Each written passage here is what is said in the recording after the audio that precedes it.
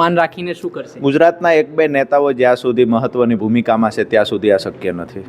અને જો સમાધાન કરાવે તો કેજરીવાલ? મને નથી લાગતું કે ખેડૂતોના ભોગે ક્યારે સમાધાન થાય.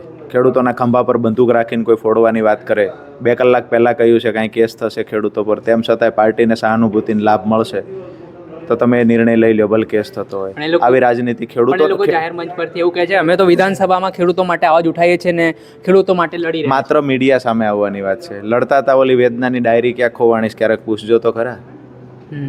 ક્યારેક તો પૂછી લેજો ઓલી ડાયરી ગામો ગામ હતી ક્યાં ખોવાઈ ગઈ.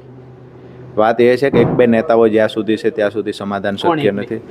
વારંવાર નામ લીધા, કેટલા વાર નામ લેવા છે? અમે હું નથી ઈચ્છતો કે મારે વારંવાર નામ લેવા. એક નેતા તો ખબર છે ગોપાલ ઇટાલિયા હશે, પણ બીજો નેતા કયો છે? સીધી વાત એ છે જેની ઉપર કેસ નથી થયા અને રાજુ કરપડા કાયમ બીજો નેતા કયો છે? નામ જે છે મેં કાયમ માટે નામ દીધા છે. કોઈ તો હશે ને. અરે નામ તો વારંવાર બે જ વ્યક્તિ. એક ગોપાલ ઇટાલિયા તો આવી ગયો, પણ બીજું નામ? બે જ વ્યક્તિનું નામ હું પહેલા દિવસથી બોલતો આવું છું. હું ત્રીજાનું બોલ્યો જ નથી. કેમ નામ લેવા? ને ખચકાટની ક્યાં વાત છે, પણ ક્યાં સુધી નામ લેવા? તો બીજો નેતાનું નામ લોકોને જેનો રિમોટ, જેની પાસે ગોપાલભાઈનું રિમોટ છે. કોણ છે? બરાબર છે. એ સુરતથી મોનિટરિંગ થાય છે અને પાર્ટીની મુખ્ય જવાબદારી પર બેઠા છે તો વારંવાર નામ લીધા છે. મને એવું નથી લાગતું ખરેખર નામ મારે લેવા જ જોઈએ.